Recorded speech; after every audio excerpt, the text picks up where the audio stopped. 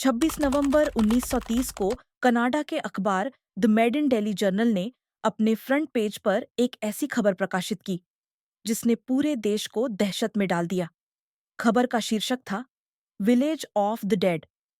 यह मामला north Canada के एक ऐसे इलाके से जुड़ा था जहां अचानक पूरा का पूरा कबीला बिना किसी निशान के गायब हो गया। मास्टर ऑफ मिस्ट्री में आपका स्वागत है। नॉर्थ कनाडा के दूरस्थ इलाके में एंजिकनी लेक नाम की झील के किनारे एक छोटी सी बस्ती बसी थी। यहाँ एस्किमो नामक जनजाति रहती थी जिनकी आबादी करीब 100 से 150 लोगों के बीच थी।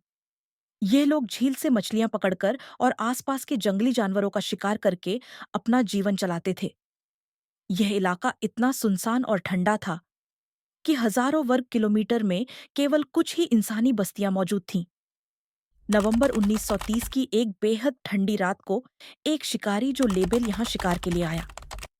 शिकार में मशगूल रहते रहते जब उसे एहसास हुआ कि रात गहरी हो चुकी है, तो उसने सोचा कि पहले की तरह इस बार भी एस्किमो कबीले के गांव जाकर रात बिता लेगा। इस जनजाति के लोग बाहर से आने वालों की मेहमान नवाजी के लिए मशहूर थे। चांदनी रात थी। जो अपने सामान के साथ कबीले की तरफ बढ़ने लगा, लेकिन रास्ते में उसे एक अजीब सी वीरानी महसूस हुई।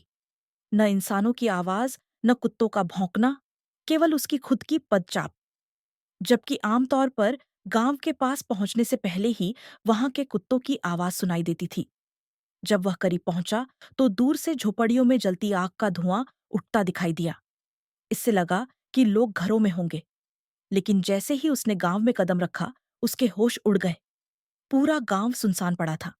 न कोई आदमी था, न कोई जानवर। कई घरों में चूल्हे जल रहे थे, लेकिन बर्तनों में रखा खाना जलकर राख हो चुका था। औरतों के अधूरे सिलाई काम वहीं पड़े थे। सुई में धागा तक फंसा हुआ था। सब कुछ ऐसा लग रहा था मानो लोग अचानक हड़बड़ी में घर छोड़कर कहीं चले गए हों। जो ने और गौर से देखा। गांव के पालतू कुत्ते रस्सियों से बंधे थे और भूख से मर चुके थे। हैरानी की बात यह थी कि उनके सामने खाना मौजूद था, लेकिन उन्हें खिलाने वाला कोई नहीं था। इसके अलावा एक जगह एक ताजा खुदी कब्र भी दिखाई दी। यह सब देखकर जो लेबेल बेहद डर गया। जल्दबाजी में वह पास के टेलीग्राफ ऑफिस पहुंचा और रॉयल कैनेडियन माउंटेड पुलिस को खबर दी। पुलिस मौके पर पहुंची और हर बात सच पाई। उन्हें शक हुआ कि शायद किसी ने हमला करके सबको मार दिया, लेकिन न तो खून के निशान थे, न ही किसी तरह की हाथापाई का सबूत। पुलिस ने खोजबीन शुरू की। बर्फ से ढके इलाके में कोई भी पदचिह्न नहीं था, सिर्फ जो लेबेल के। झील जमी हुई थी और नावें किनारे पर खड़ी थीं, यानी लोग झील पार भी नहीं जा सकते थे। इसका मतलब था कि दर्जनों लोग ऐसे गायब हुए जैसे हवा में घुल गए हों। जांच से पता चला कि यह लोग कम से कम कुछ दिन पहले ही लापता हो चुके थे, क्योंकि भूख से मरे कुत्ते यह साबित कर रहे थे कि मालिक कई दिनों से वापस नहीं आए थे।